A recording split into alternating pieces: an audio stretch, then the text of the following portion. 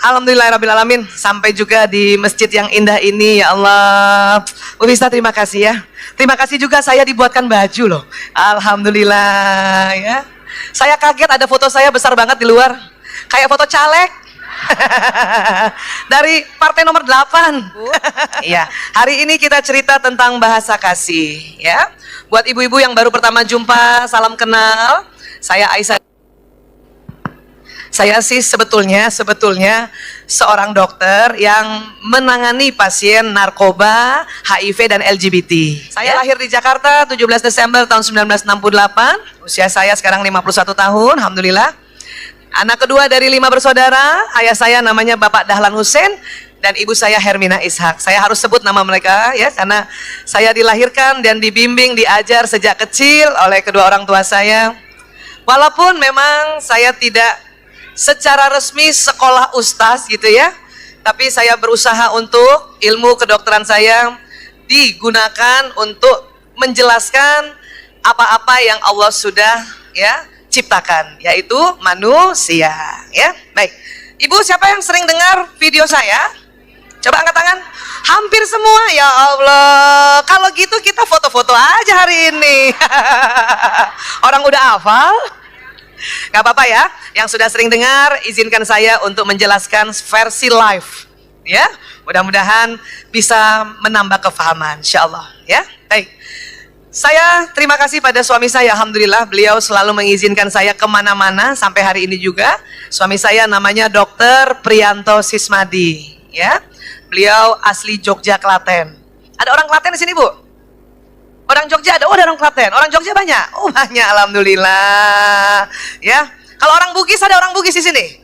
Banyak juga orang Bugis, ya Allah. Ya. Ya, kalau saya orang Bugis, suami saya orang Jogja. Ibu saya Palembang. Ada orang Palembang? Oh, banyak juga. Wong gitu. Ini Bu Aisyah ngapain ya pagi-pagi udah masih nyari-nyari suku? Ya.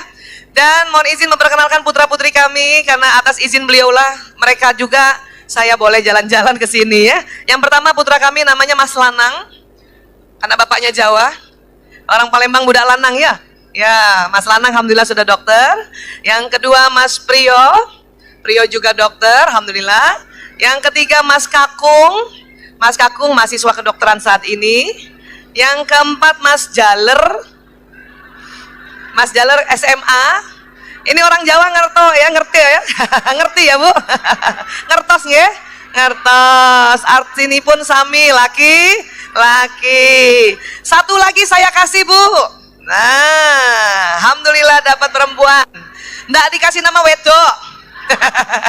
Dikasih nama Ragil dengan harapan insya Allah Ragil betulan ya. Alhamdulillah. Baik. Teman-teman semuanya, alhamdulillah hari ini kita belajar tentang bahasa kasih. Mungkin ada ibu-ibu yang sudah pernah dengar baik di YouTube maupun di taklim-taklim lain. Gak apa-apa kita ulang-ulang ya. Ilmu kalau diulang-ulang itu insya Allah semakin paham. Bu Aisyah, kenapa Bu Aisyah senang sekali bawakan bahasa kasih? Ternyata di otak manusia Allah kasih program mawaddah warahmah. Kasih sayang. Kok namanya bahasa kasih Bu Aisyah? Nggak bilang bahasa kasih sayang ya. Memang karena penemu pertamanya menamakan bahasa kasih, maka kami harus juga menghormati ya pertama kali penemuannya apa. Artinya apa? Kalau kita sudah memberikan siapapun ya rasa kasih, maka nanti disayang. Setuju ya? Ya, sekarang pertanyaannya, siapa yang sudah menikah ya di atas usia pernikahannya 25 tahun? Angkat tangan. 25 tahun dulu ya. Mana. Oh, ibu berapa tahun? 28. Oh, sama-sama saya ya. Ibu berapa tahun? Hah? 28. Muka ibu mungil begini masih udah 28? Ya Allah, awet muda banget. Ibu berapa? 32 tahun ya Allah, ibu. 5. Ya Allah, alhamdulillah. Ibu berapa, Bu? Alhamdulillah ya Allah. Ibu berapa yang di ujung di belakang? Berapa, Bu? Ah, ya Allah. Ini yang di atas 25 tahun pernikahan. Masih cinta? Alhamdulillah. Masya Allah. Insya Allah cintanya betulan ya. Kadang-kadang cintanya apa? Karena sudah 25 tahun ke atas, kadung. Terlanjur. Sekarang, siapa yang baru menikah di bawah 1 tahun? Wah, berapa bulan? 1 tahun menikah? 11 bulan.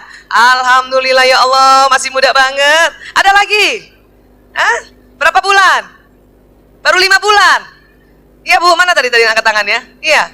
Ya Allah, Ibu baru 5 bulan. Ibu yang nikah 5 bulan, saya yang deg-degan. Ya Allah. Ya, sekarang siapa yang usia pernikahannya 10 tahun sampai 15? Angkat tangan. Wow, ini masa krisis ini. Makanya pada datang taklim. Makanya rame-rame ke taklim ya. Ya Allah. Ini belum terlanjur nih. Ini masih tegang-tegangan ini. Baik, sekarang di atas 15 sampai 25. Alhamdulillah. Ini antara kritis dengan terlanjur. Ya Allah, ya Rob. Masya Allah ya. Ibu, ya, sekarang kita bertanya ya. Apa yang terjadi pada cinta setelah pernikahan? Waduh. Kalau kita bicara cinta, ini susah definisinya, betul? Banyak sekali definisi. Tapi izinkan kami juga mendefinisikannya dari sisi otak, ya. Cinta itu ternyata menurut ilmu otak tak pernah padam. Sesuai lagunya ya. Iya, iya. Tak pernah padam. Wah. Ya. Itu lagunya Sandy Sandoro ya. Ya, ayahnya meninggal ya, Sandy Sandoro ya. Itu paman saya, ayahnya Sandy Sandoro. Ya, jadi kami sepupu, ya.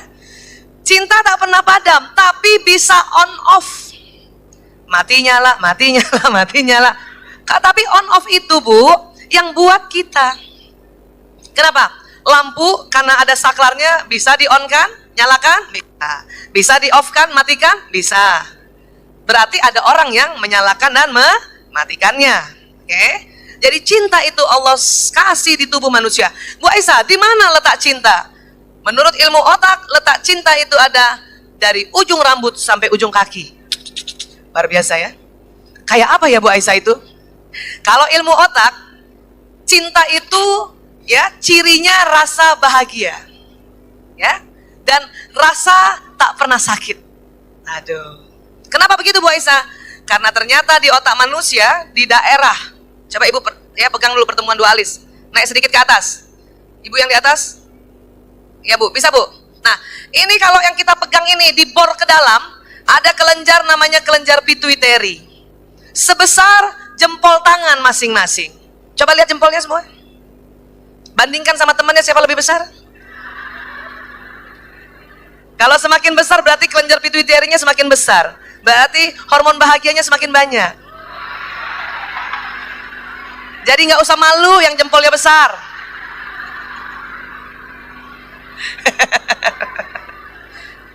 Dari sini nih Bu nih. Nih, sini nih.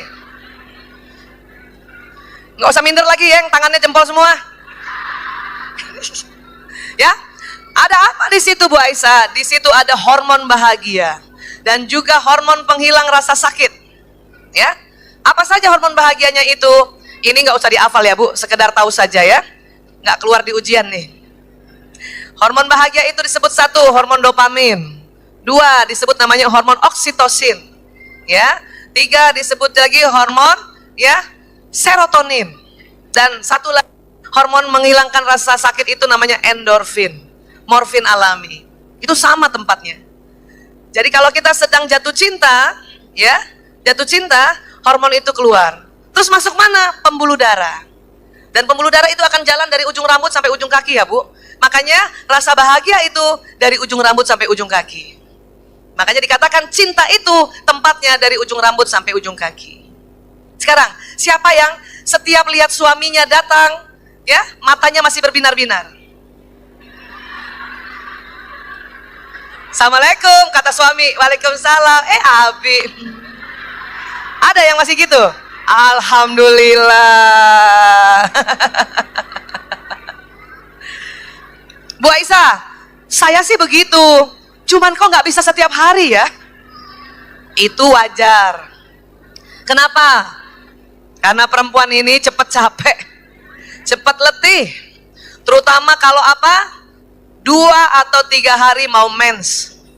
Pramenstruasi sindrom itu bikin hormon perempuan yang namanya estrogen dan progesteron kurang. Jadi kita galau, risau. Ya, perempuan yang bahagia itu selain hormon bahagia ada satu hormon yang bikin perempuan bahagia, yaitu hormon estrogen progesteron. Ya, itu bikin kita bahagia. Kalau mau mens atau mens hari pertama sampai ketiga itu kurang sekali, turun. Ya, makanya kita langsung rasanya gimana gitu ya. Untung rajin taklim ya, sering ikut belajar di majelis taklim, sehingga apa? Walaupun kita gusar atau gunda gulana, tetap ingat ilmu-ilmu di majelis taklim. Terutama tentang ilmu suami. Apa itu? Suami ini jembatan surga seorang istri. Walaupun lagi mens, ya, lihat suami nggak bisa berbinar-binar, jengkel gitu, dan senyumnya nggak bisa begini bu, langsung yang sebelah gitu. Itu kalau kita mau mens, senyum dua-duanya ke atas itu susah banget loh bu. Betul, ya. Betul. Makanya caranya adalah ibu harus punya ya catatan siklus menstruasi yang masih subur. Yang sudah menopause apa boleh buat? Ya. Iya. Jadi kalau ibu ada perasaan gundah gulana, kesal tidak menentu, langsung lihat catatan, oh mau mens. Maka bikin pengumuman sama suami. Abi, Umi kayaknya mau mens. Itu penting. Ya. Saya selalu begitu. Saya kalau panggil suami, mesranya tuh ayah, ya, aku mau mens. Langsung sakit kepala suami saya. Astagfirullahaladzim. Bahaya nih dia mau mens. Kenapa? Karena suami saya tahu, saya kan suka bercanda. Suami saya suka bercandain saya.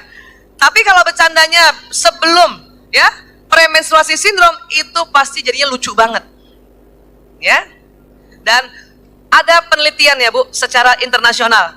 Suami-suami senang sekali gangguin istrinya, apa? Kentut depan istrinya.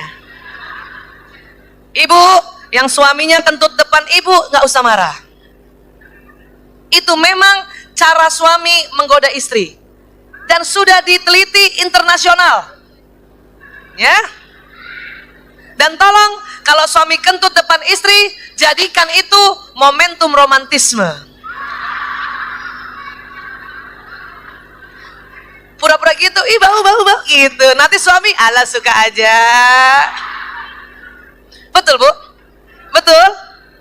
Ada istri nggak tahu kalau itu suami menggoda. Apa? Dimarahin suaminya. Pas suaminya kentut, apa dimarahin sama istrinya? Abi, gak sopan. Serem banget. Perempuan kalau matanya sudah melotot, itu nggak ada cantik-cantiknya bu. Paham ya? Iya. Jadi jadikan kalau suami kentut itu momentum romantisme. Ibu jangan sangka ya, suami-suami yang artis yang ganteng-ganteng itu sama kentut juga depan istrinya. Ya, jadi nggak usah merasa, ya Allah, kalau aku ganti suami barangkali lebih baik, enggak. Ya, ini sudah diteliti di dunia.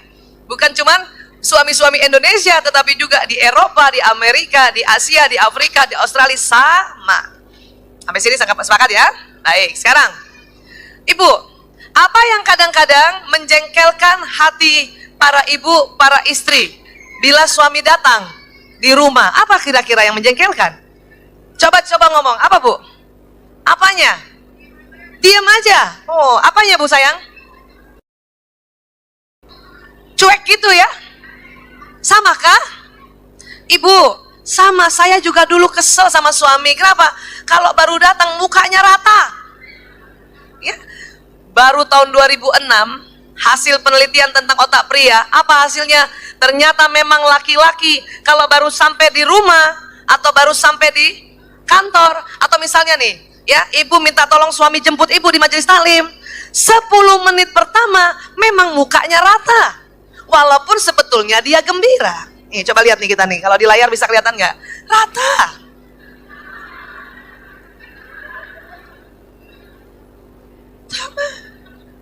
Jadi laki-laki walaupun itu masih kecil, anak laki-laki bu, baru datang pulang sekolah, sampai di rumah, walaupun dia senang sampai rumah, mukanya rata. Suami juga begitu bu. Jadi kadang kita salah sangka. Kita sangka dia nggak suka pulang ke rumah karena mukanya rata. Bahkan banyak suami, kalau pintu yang buka istrinya, dan istrinya berdandan sedikit, bajunya agak nerawang-nerawang, langsung bergairah. Tapi mukanya rata. Ya, ini harus paham. Mungkin ada yang sudah pernah dengar seminar ini. Saya ulang-ulang, supaya apa? Supaya ingat. Ya, muka rata seperti ini. Dan ingat, setiap pertemuan suami istri 10 menit pertama, iblis, bukan lagi setan, iblis senang sekali menggoda suami istri agar bertengkar. Makanya satu-satunya cara mengusir iblis yaitu kita baca ta'awudz. Maka ibu kalau suami sudah datang, mobilnya sudah kedengaran di parkiran, motornya sudah kedengaran, cepat-cepat ta'awudz. A'udzubillahi minasyaitonirrajim. Iblis menggoda 4 arah, depan, belakang, kanan, kiri. Maka ta'awudznya harus 4 kali. Mulai kedengaran motornya masuk garasi, auzubillahi minasyaitonirrajim, auzubillahi minasyaitonirrajim, auzubillahi minasyaitonirrajim, auzubillahi minasyaitonirrajim. Gitu. Ta'awudz itu bikin iblis mau deketin kita nggak bisa, Bu. Prestasi iblis, ya, apabila maaf ya, suami istri bercerai tanpa alasan yang prinsip, itu menang berarti. Prestasinya di atas, menggoda orang untuk membunuh. Ya. Apalagi pas lihat muka suami rata. Bu Aisyah, saya sudah ta'awudz, kenapa masih jengkel? Berarti harus tambah ilmu. Apa itu? Tentang otak pria yang mukanya memang rata. Ya, kayak gitu. Ibu harus yakin bahwa suami datang walaupun mukanya rata, dia bahagia sebetulnya, dia gembira. Dan ingat, menurut penelitian, laki-laki senang melihat wanita tersenyum. Baik-baik ingat ya. Apakah itu anak wanitanya? Apakah itu senyum ibunya? Apakah itu senyum istrinya? Apakah senyum istri orang lain? Pokoknya wanita, tanpa kecuali. Ya, jangan sampai kalah sama tetangga sebelah. Banyak suami baru datang, kebetulan istri tetangga sebelah, ya, lagi di serambi rumah. Kan duluan nyapa kan? Malam Pak RT. Siapa tahu suaminya RT. Ya. Pasti jawab juga suami itu, malam walaupun rata. Tapi yang pertama dilihat senyum istri sebelah. Istri di rumah sudah menyambut dengan senyum. Tapi kalau kurang ilmu, senyumnya bisa berhenti di tengah jalan. Ya. Laki-laki seperti ini sekitar 10 menit, Ibu. Sekitar 10 menit. Maka kalau ibu cuman senyumnya 5 menit, Abi. Karena ibu senyum dan dia tidak balas, mulai menit ke-6 ibu salah sangka pasti. Apa dalam hati kita bilang? Tuh kan, dia gak suka pulang ke rumah. Menit ke-7 muka kita yang cantik berubah jadi atau langsung manyun ke bawah. Ini perempuan banget ya. Terus ada istri yang agak galak, apa dia bilang sama suaminya? Dia nyindir-nyindir, kalau nggak suka pulang jangan pulang. Padahal suami itu dia gembira sampai rumah, memang mukanya rata. Makanya banyak bapak-bapak heran, saya salah apa lagi? Pulang salah nggak pulang salah? Bisa paham ya Bu? Mereka memang mukanya rata. Bu Aisyah, bedanya dia marah dengan tidak marah bagaimana? Setelah 10 menit. Setelah 10 menit, suami yang mukanya rata kemudian dia marah, berarti datang sudah marah. Setelah 10 menit mukanya dia baik-baik aja, berarti datang sudah senang. Sampai sini sepakat dulu Bu. Karena bertengkarnya gara-gara ini. Maka mawaddah warahmah itu nanti terkikis. Ya. Terus gimana dong Bu Aisyah? Gabungkan semua ilmu. Laki-laki karena mukanya rata pulang ya ke rumah 10 menit, dan laki-laki senang lihat perempuan tersenyum, maka ibu harus tahan senyumnya 10 menit. Pas dia udah duduk, Abi mau makan.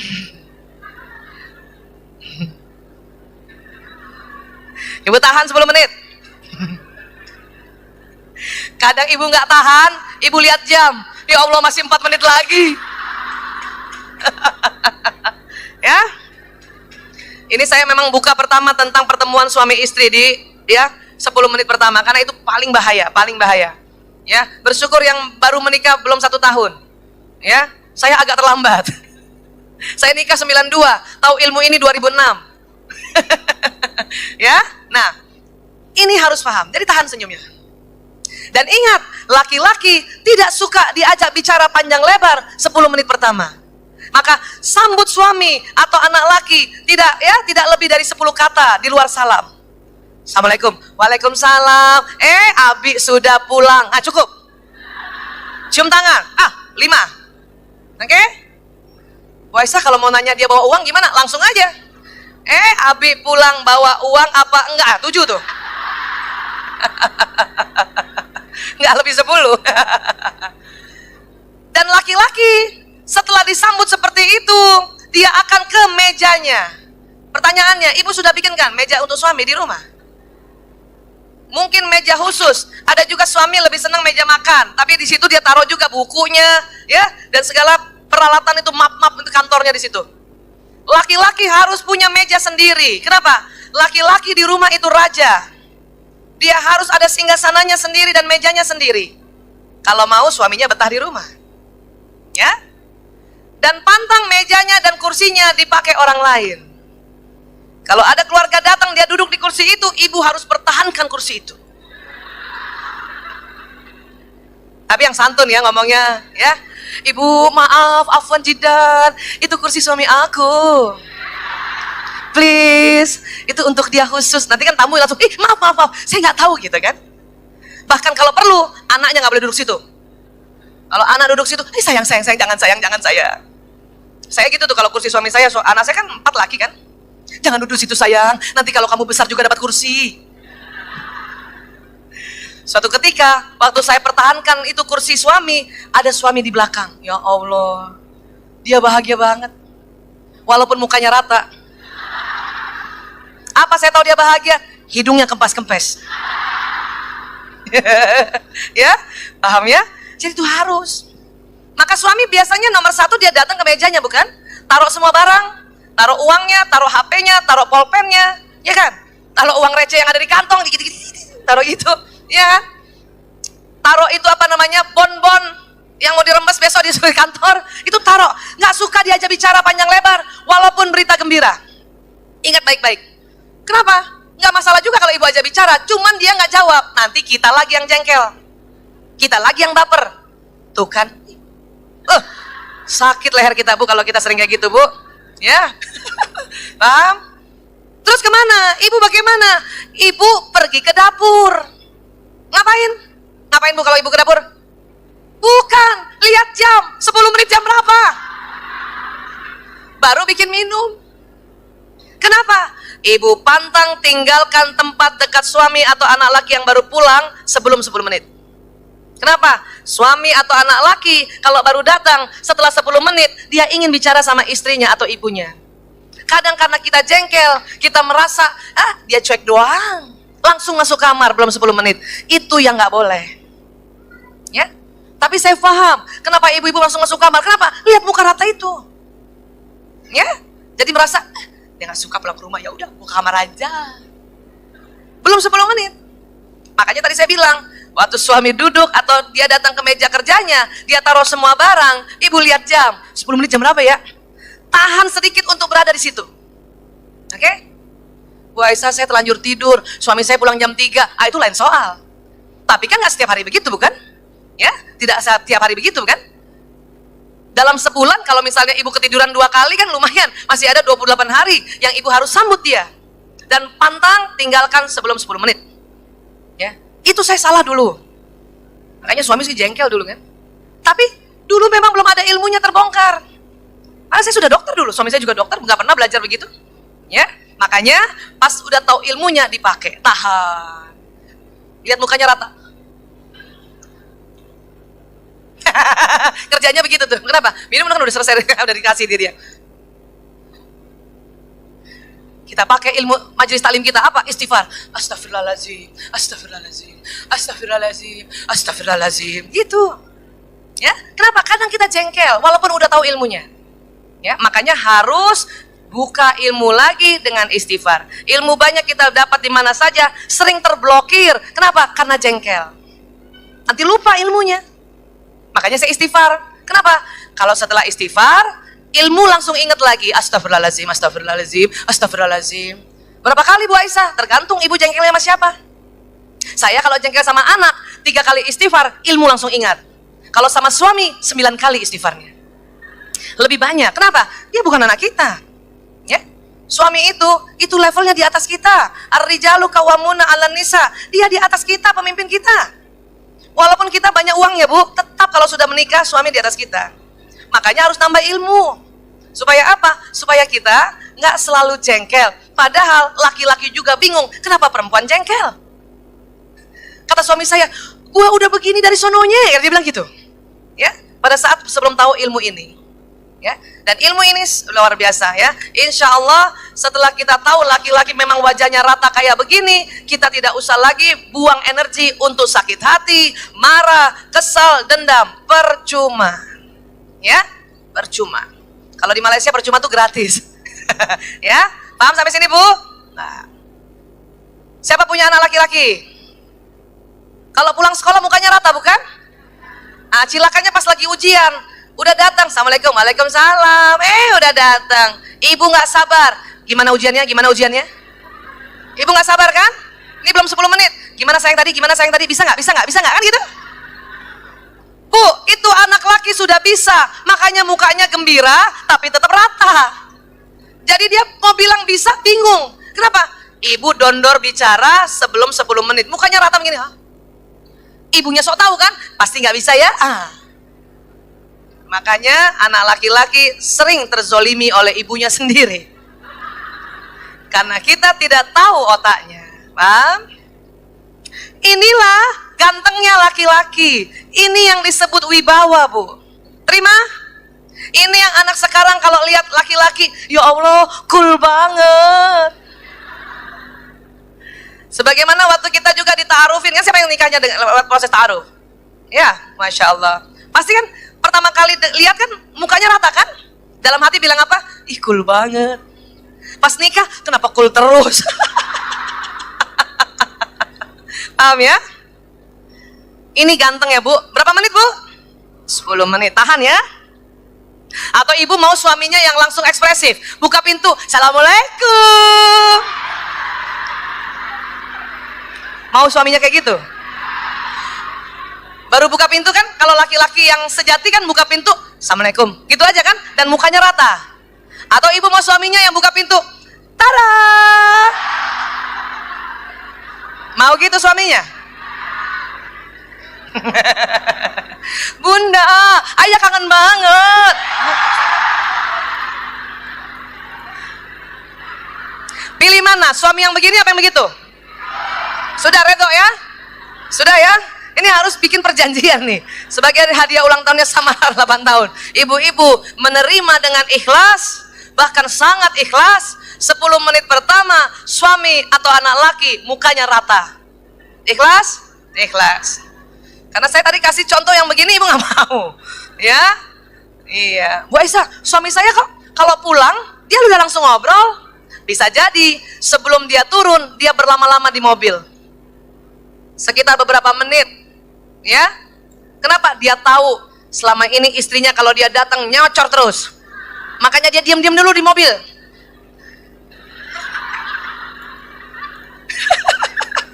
Ya? Itu bawah sadarnya tuh hampir 10 menit di mobil itu. Ada aja yang dikotak-katik dan dia diam.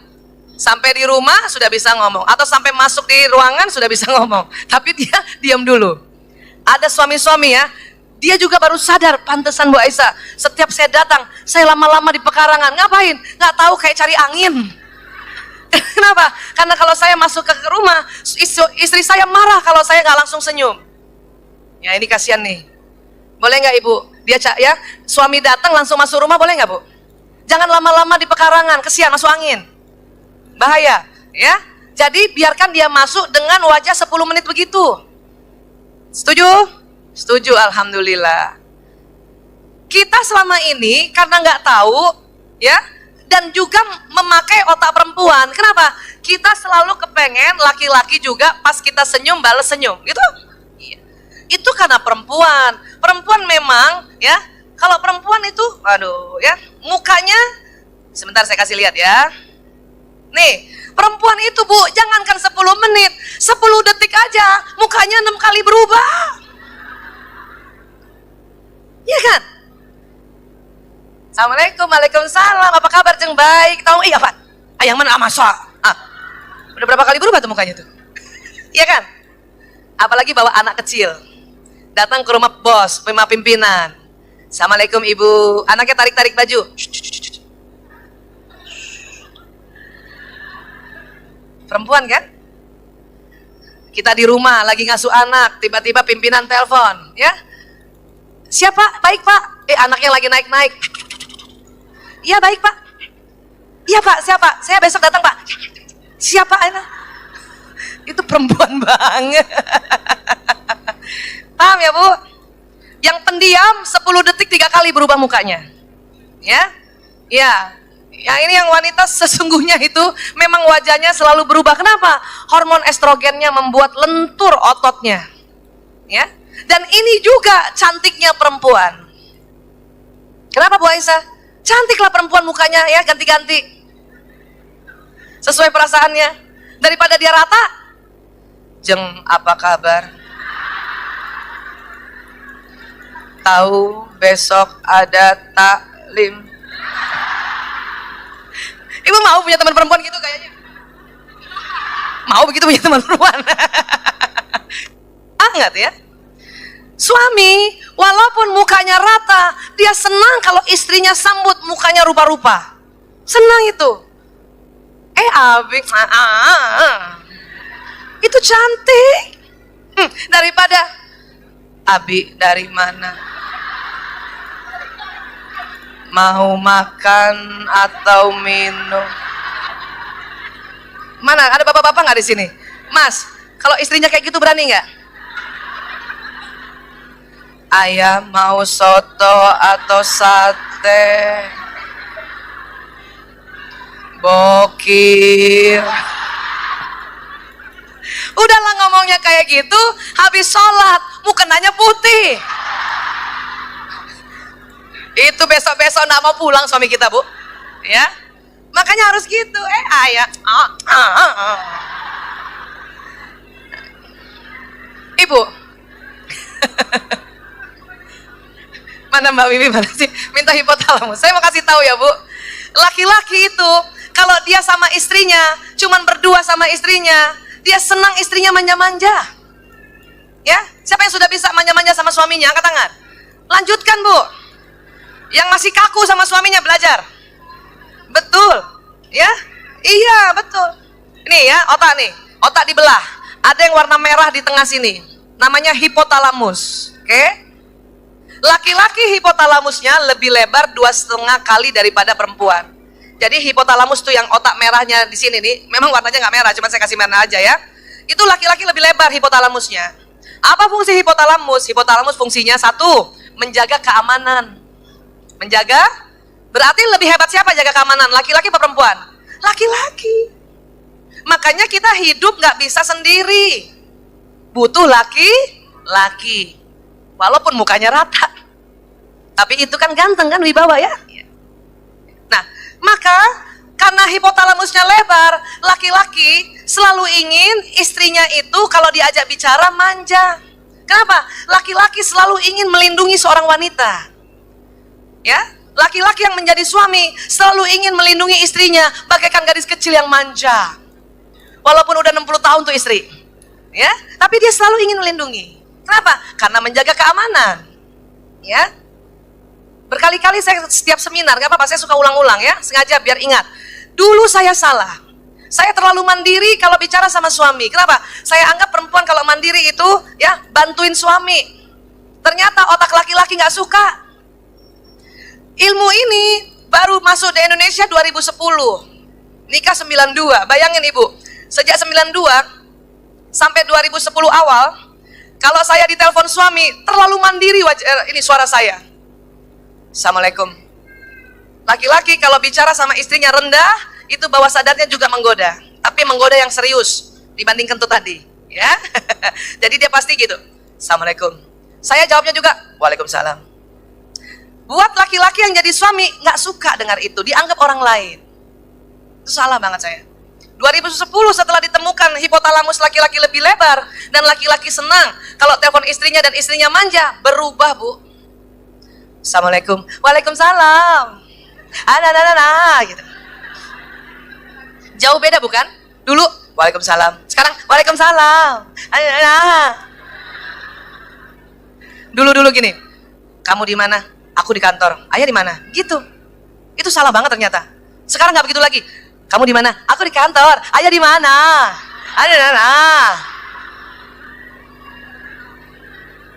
Yang sudah bisa begitu keren banget.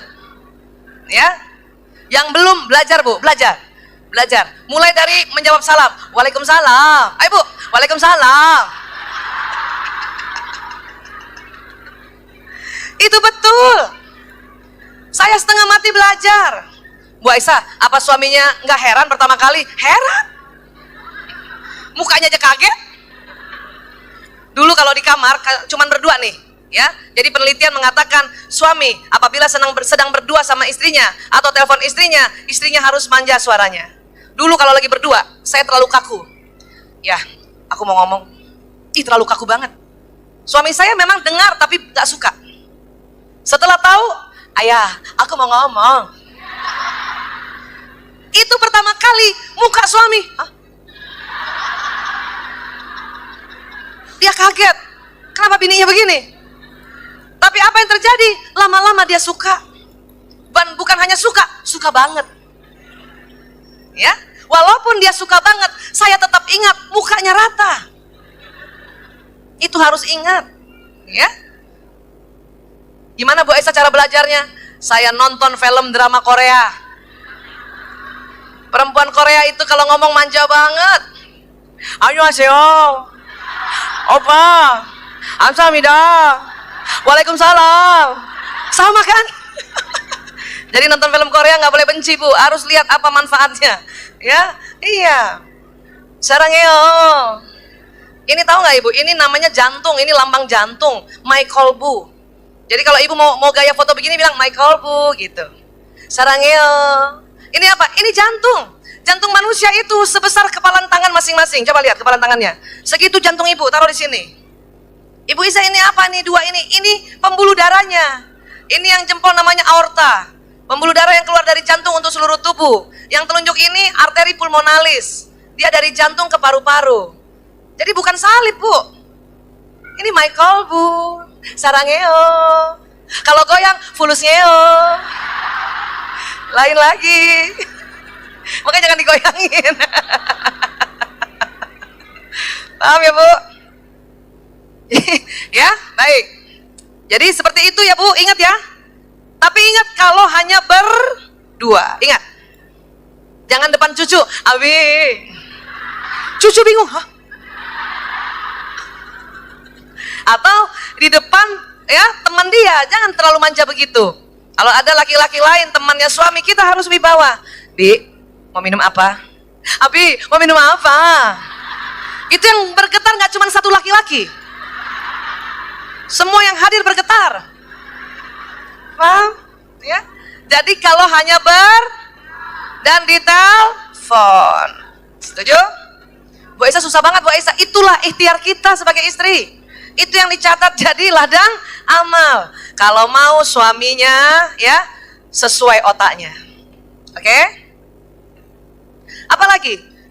Karena menjaga keamanannya istrinya, menjaga keamanan ekonomi, menjaga keamanan kesehatan, itulah laki-laki.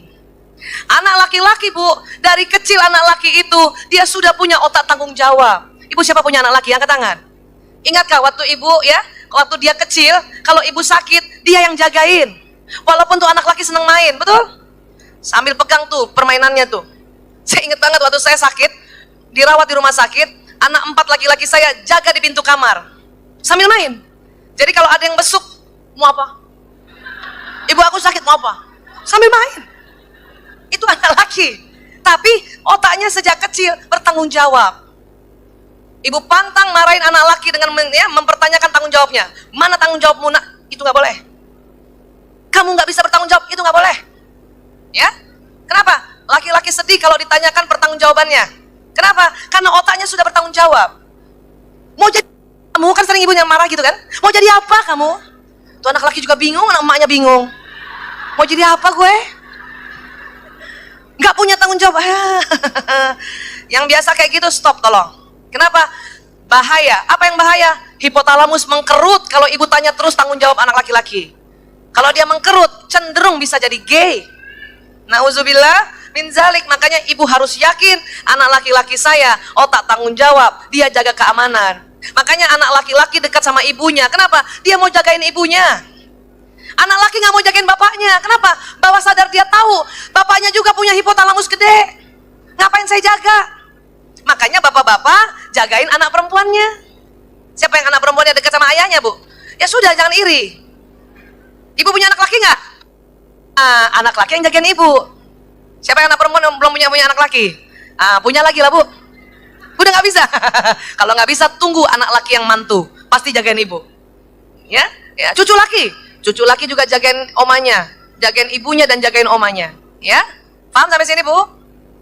Karena suami selalu jaga istrinya, maka tolong, Bu, tolong. Kalau sedang jalan berdua sama suami naik mobil dan suami bawa mobil, ibu jangan ganggu. Awas, awas, awas, awas. Awas, awas, awas. Ibu, laki-laki itu otak tanggung jawab. Dia akan bertanggung jawab dengan kendaraan mobilnya itu. Ibu diam aja. Paham, Bu? Sama satu lagi, kalau suami bawa mobil, siapapun laki-laki ya, pas dia bawa mobil, maaf, ada ojek online atau ojek lewat, marah nggak? Marah laki-laki itu. Kenapa? Dia harus selamatkan mobil ini, dia ngerem, gitu. Marah, siapapun laki-laki, walaupun itu suami rajin taklim, pasti marah. Apa dia bilang? Kurang ajar orang itu. Dan lebih marah lagi kalau istrinya belain orang lain. Sudahlah Pak, mungkin dia nggak lihat. Ih, marah. Ibu ngapain juga belain orang lain? Orang lain nggak dengar. Yang di dalam itu suami ibu dan anak laki-laki ibu. Siapa yang anak lakinya sering nganterin ibu? Sering menggerutu bukan? Gak ada matanya tuh ojek itu, gak ada matanya tuh mobil itu. Kan gitu kan? Betul?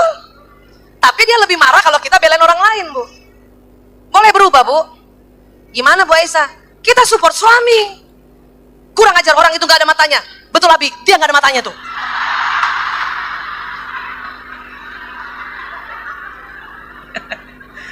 Itu yang benar. Ya? Jalan sembarangan, kata suami gitu. Ini orang jalan sembarangan. Betul, Abi, dia jalan sembarangan. Kita belain suami. Ini namanya mensupport, bukan provokator. Kalau provokator, Abi, kita kejar dia. Wah, itu provokator. Itu ngomporin. Tapi kalau suami bilang, ya, matanya orang meleng. Betul, Bi, dia meleng tuh, ya. Belain. Dan pantang suami kayak gitu, kita sok-sokan suruh istighfar. Istighfar Abi, marah. Jadi gimana, Bu Aisyah? Kita saja, ibu aja yang istighfar. Astagfirullahaladzim, astagfirullahaladzim, astagfirullahaladzim. Nanti istighfar ibu yang ketiga, suami ngikut. Ya, kenapa? Karena kita nggak guruin dia. Otak laki-laki. Kenapa dia marah? Karena hampir celaka.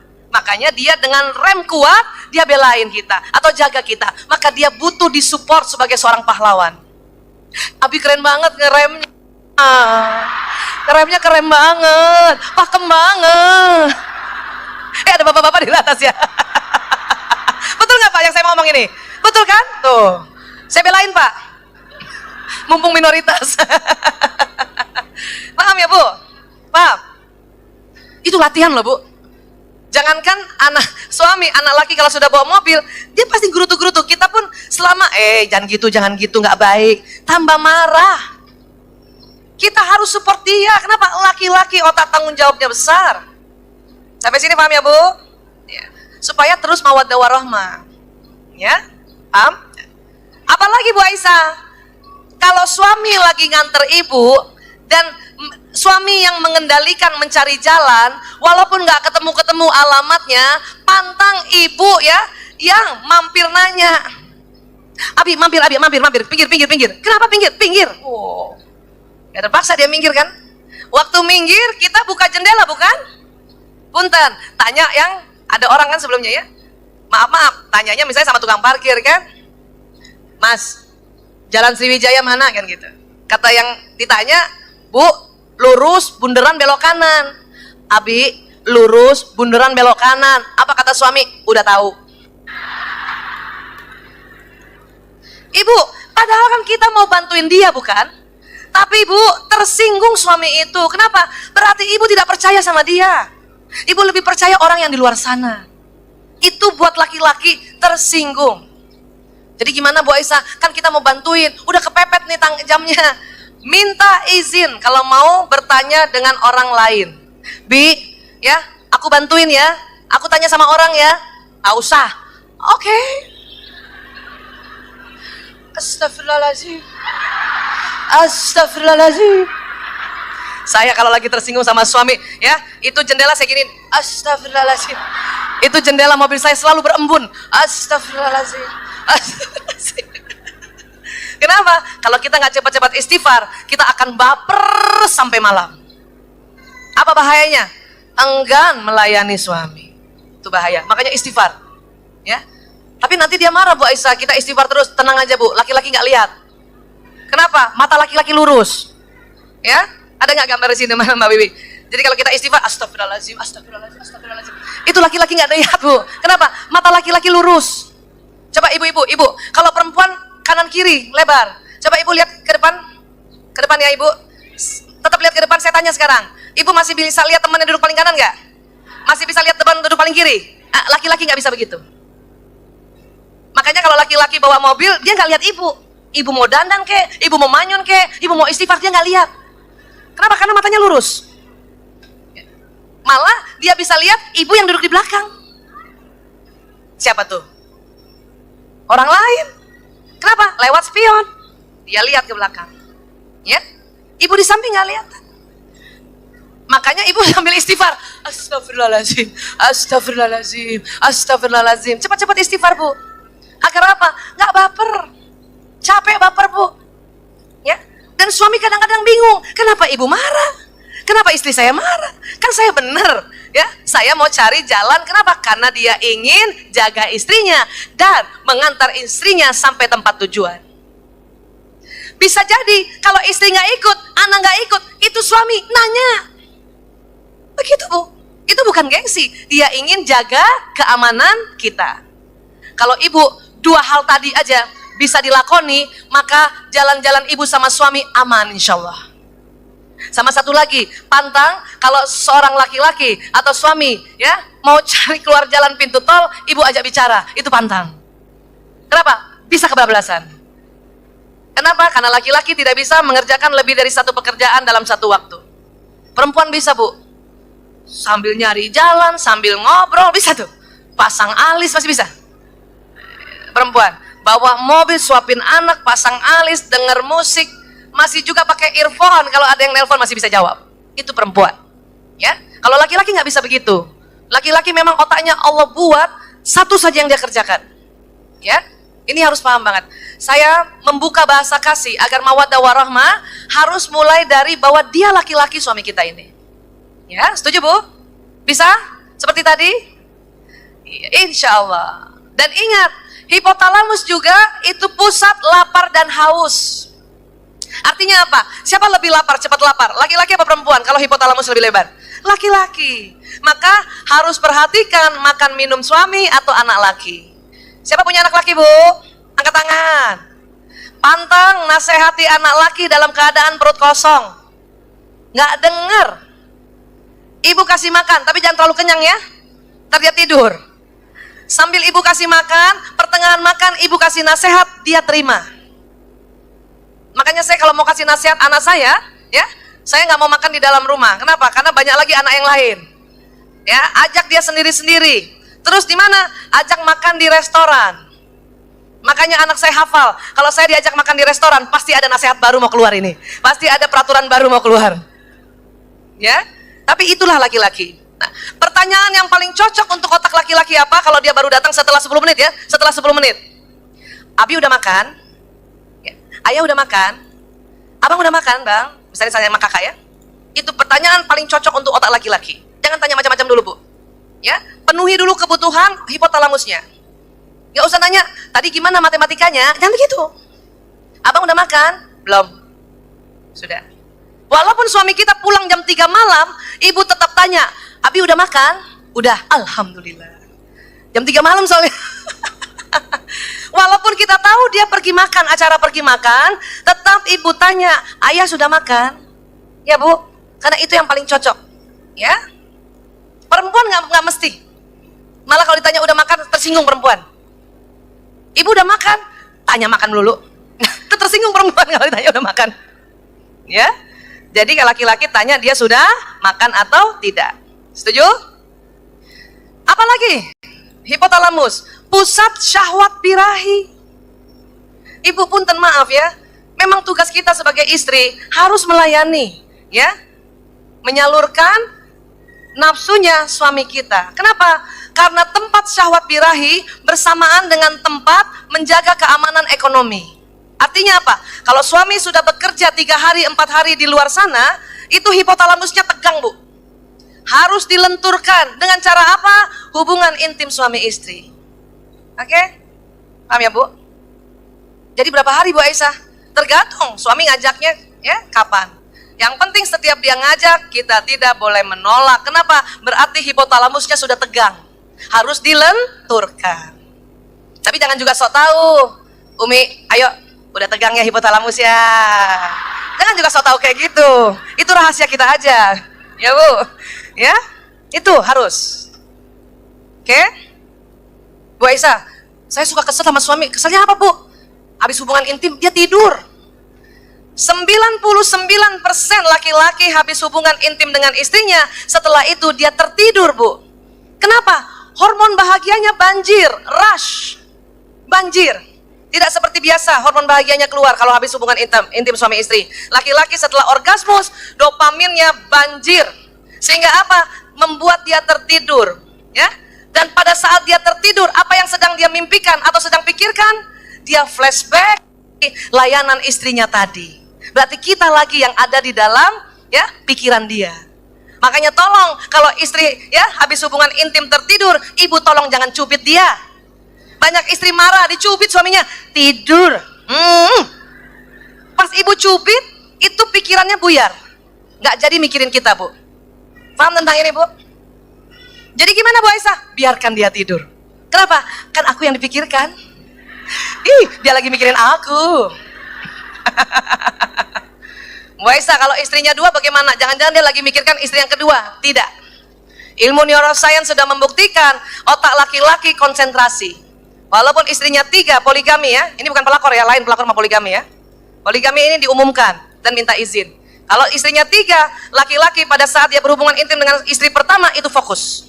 Tidak ingat yang lain. Justru kita yang ingat yang lain. Kenapa? Itu otak lagi. Ada namanya corpus callosum di otak dia, di otak manusia. Corpus callosum melengkung. Perempuan lebih tebal Allah ciptakan. Karena lebih tebal makanya perempuan bisa mengerjakan lebih dari satu pekerjaan berbeda dalam satu waktu. Laki-laki lebih tipis, makanya laki-laki konsentrasi. Pada saat dia mengerjakan sesuatu apapun, termasuk hubungan intim dengan istrinya, dia fokus di depannya dan pendengaran menurun. Perempuan lain, semua diingat. Ya Allah tuh cucian belum diangkat. Ya Allah tuh anak-anak belum. Kenapa? Karena perempuan otaknya tebal. Ya Bu, ini sebagai informasi bahwa laki-laki yang berpoligami dia fokus. Jadi ibu tidak usah cemburu. Ya, paham ya? Ini untuk wawasan kita. Allah sudah bikin perangkat otak laki-laki itu sedemikian rupa. Jadi tenang aja ibu. Kita yang suka cemburu kan? Ingat siapa, ingat siapa, ingat siapa. Makanya laki-laki suka marah, kita gituin. Siapa sih? Paham tentang ini Bu? Oke. Makanya laki-laki kalau meninggal istrinya, itu seringkali harus menikah kembali. Kenapa? Hipotalamusnya lebar. Kalau istri, suami meninggal, masih bisa setia seumur hidup ya, iya Bu? Mana yang suaminya sudah meninggal, ibu mana? Dan ibu tidak menikah lagi, ada? Masya Allah.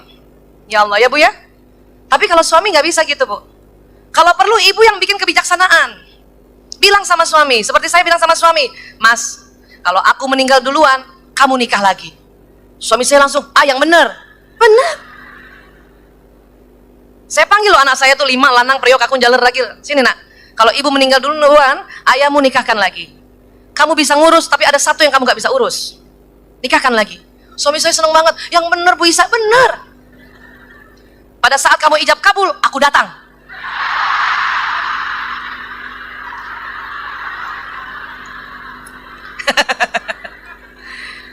Ibu, kalau ibu pernah baca buku kitab Alam Barzah, orang meninggal, jasad kasarnya saja yang hancur di kuburan. Ruhnya kembali pada Allah. Dan Allah kasih izin kalau kita minta izin untuk nengok rumah. Dan paling rutin malam Jumat. Ya. Apa susahnya nanti saya bilang sama Allah, ya Allah, bolehkah aku datang? Kenapa? Suamiku ijab kabul. Suami saya tanya, kamu mau ngapain? Aku mau tahu siapa gantiin gue. Pak, mana bapak-bapak ya, dengar ya Pak, perempuan emang kepo Pak. Udah mati aja masih kepo. Mau tahu siapa penggantinya? Terus suami saya tanya, kamu duduk di mana? Di sampingmu. Itu, seperti itu. Dan saya bilang sama dia lagi ya, pada saat kamu malam pertama, aku berdiri di pintu kamar.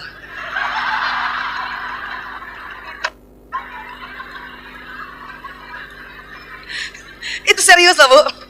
Ya, kalau ada figura jatuh berarti aku datang.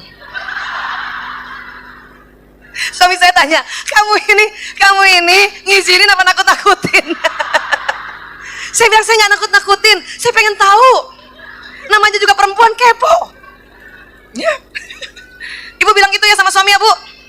Atau kalau perlu saya temenin ibu datang. Kita rame-rame satu majelis taklim, temenin ibu datang. Itu yang jatuh bukan lagi figura, lemari jatuh Bu. Oh kalau lemari jatuh ini majelis taklim Samara datang, ini arwahnya semua. Walaupun ini nampaknya bercanda, saya bilang begitu sama suami. Kenapa? Sudah belajar ilmu otak. Jangan siksa suami. Paham ya Bu? Insya Allah ya. Terus bagaimana ya Bu Aisyah? Saya sudah 20 tahun berumah tangga. Saya sebetulnya cinta, tapi kok rasanya hampa. Sadap. Kita ada satu harus lagi yang kita belajar. Apa? Baterai mawaddah warahmah. Apa itu Bu Aisyah? Baterai mawaddah warahmah itu ternyata Allah letakkan di otak manusia. Di mana Bu Aisyah? Ibu, coba ibu raba dulu. Ibu tahu nggak ubun-ubun ibu yang mana? Dapat? Nah, tempat ubun-ubun ibu itu, taruh sisi tangan kanan yang sejajar kelingking. Taruh gini ya. Nah sekarang yang telapaknya ke belakang ini. Nah, ya, insya Allah yang ibu pegang ini semua, itu semua kepala ibu. Di situ ada baterai mawaddah warahmah. Di situ ada baterai. Ya. Jadi kalau lobet, ibu pegang aja kepala ibu. Usap-usap dia. Allahumma sholli wa sallim ala sayyidina Muhammad buat ngecasnya. Ya. Kok emang bisa lobet Bu Aisyah? Lobet. Seorang istri tahu suaminya datang, dia duduk nggak mau bangkit buka pintu, berarti lobet istrinya. Pegang langsung kepala. Allahumma sholli wa sallim ala sayyidina Muhammad. Ya Allah. Paham ya Bu? Kok bisa Bu Aisyah? Iya. Ibu tahu baterai? Ya mungkin di kepala ini bukan bentuknya baterai kayak gitu, tetapi maknanya adalah dia ada ya sumber energi di otak. Ya, itu yang tulisannya paritalis itu. Bu Aisyah, kenapa sih kita belajar baterai? Kan kita sudah majelis taklim, kita sudah tahu ya suami jembatan surga. Betul. Semua ilmu yang kita pelajari di mana saja ilmu kebaikan itu masuk di otak yang warna merah. Di belakang dahi, pegang dulu dahinya Bu. Ya ibu pegang, yang di atas juga ibu pegang dahinya Bu. Supaya tahu, dahi. Ini dahi nih. Di belakang dahi ibu, itu ada namanya otak bagian prefrontal cortex. Itulah tempat untuk kalau ibu belajar di mana saja, di taklim mana saja, baca buku kah, siapa juga yang ngajarin, tentang kebaikan-kebaikan, belajar Quran, belajar hadis, masuknya di yang di belakang dahi. Yang warna merah, saya kasih warna merah itu. Bu Aisyah, kalau saya ikut setiap hari majelis taklim, penuhkah itu? Enggak Bu. Sampai umur 100 tahun pun kita enggak penuh-penuh. Ibu mau 100 tahun umurnya? Enggak mau. Kalau gitu pasnya berapa mau umurnya? Kalau 100 tahun enggak mau. Ya, ini. Belum penuh-penuh. Makin belajar banyak enggak penuh-penuh. Nanti yang membedakan ibu-ibu yang rajin majelis taklim atau ibu-ibu yang tidak, kalau ibu-ibu yang rajin taklim, prefrontalnya, otak belakang dahinya itu terisi. Kalau enggak, kosong. Ya. Bu Aisyah, kalau pengalaman gimana? Saya lihat ibu saya, ya, ngurus bapak saya. Di mana itu simpannya? Di belakang otak yang merah. Namanya di lobus frontalis. Itu pengalaman. Baik yang positif maupun negatif, pengalaman itu ada di lobus frontalis. Di belakangnya tempat, ya, prinsip-prinsip ajaran kebajikan. Terus yang tengah apa Bu Aisyah yang warnanya hijau? Itu otak emosi. Ya. Kadang udah banyak belajar di majelis taklim, kalau otak emosinya lagi nyala, ilmu yang di depan otak nih, di belakang dahi tertutup, terblokir. Makanya jangan heran, itu ibu rajin banget taklim, seminggu 7 hari dia 10 kali. Berarti sehari ada 2 kali ya. Tapi kenapa dia marah nyubit juga anaknya? Ya, berarti pada saat dia marah, ya, otak intelektualnya terblokir. Gimana cara bukanya Bu Aisyah? Istighfar. Astaghfirullahalazim. Tapi istighfarnya bukan yang dibatinkan, dia harus dilafazkan sedikit. Astaghfirullahalazim. Ayo Bu. Astaghfirullahalazim. Nanti habis istighfar, perhatikan hidung ya. Hidung akan tarik oksigen banyak loh. Ya, ayo. Astaghfirullahalazim. Iya Bu, hidungnya langsung narik oksigen ya. Bu Aisyah, kan kita napas biasa juga narik oksigen, iya, tapi cuma 1 liter. Ya, supaya otak emosi itu terkendali, oksigen harus naik ke atas. Bu Aisyah, kalau tarik nafas panjang gimana? Kan oksigennya lebih banyak kalau tarik nafas panjang. Iya betul. Gini Bu. Tarik nafas Bu. Itu oksigen juga masuk 3 liter. Tapi yang luar biasa, setelah istighfar, astaghfirullahalazim. Karena dalam bahasa Arab ini kan ada, dalam tajwid ada huruf jahr. Huruf yang apabila dilafazkan, karbon dioksida keluar. Astaghfirullahalazim. Jadi karbon dioksida keluar dulu semua, hidung tarik oksigen, itu jumlahnya 5 liter. Jadi lebih banyak mana ambil oksigennya? Tarik nafas atau habis istighfar? Habis istighfar. Makanya pada saat kita ada perasaan-perasaan negatif, marahkah, kesalkah, sombongkah, ya, atau cemaskah, takutkah, istighfar. Astaghfirullahalazim, astaghfirullahalazim, astaghfirullahalazim. Maka oksigen akan naik di otak emosi yang tengah. Nanti pelan-pelan otak emosi terkendali, ilmu yang di depan ingat lagi. Makanya kalau suami datang mukanya rata, ibu istighfar, astaghfirullahalazim, astaghfirullahalazim, astaghfirullahalazim. Ilmunya ingat lagi. Oh iya, ya Allah, dia laki banget, cool banget, wibawa, begitu. Ya. Tapi luar biasanya Ibu, oksigen yang kita tarik itu jarang sampai di otak ilmu kita di depan itu, jarang. Satu-satunya oksigen bisa masuk di otak intelektual kita, di prefrontal kita, harus dalam kondisi bersujud. Jadi banyak orang punya ilmu, tapi ilmunya nggak dipakai. Berarti apa? Sujudnya masih kurang lama. Jadi makanya sujudnya harus tumak nina. Supaya apa? Pembuluh darah jantung, ya, nanti dipompa ya, lewat aorta, dia sampai ke pembuluh darah kecil yang ada di otak bagian depan. Itu tadi. Orang yang sujudnya lebih banyak, artinya apa? Dia pakai qobliyah ba'diyah, tentu oksigennya lebih banyak ke situ kan? Makanya ilmunya selalu ingat nanti Bu. Ya, paham sampai sini ya Bu? Bu Aisyah, saya sudah susah bersujud, kaki saya ada masalah. Ibu boleh duduk, tapi waktu gerakan sujud sebisanya lebih rendah.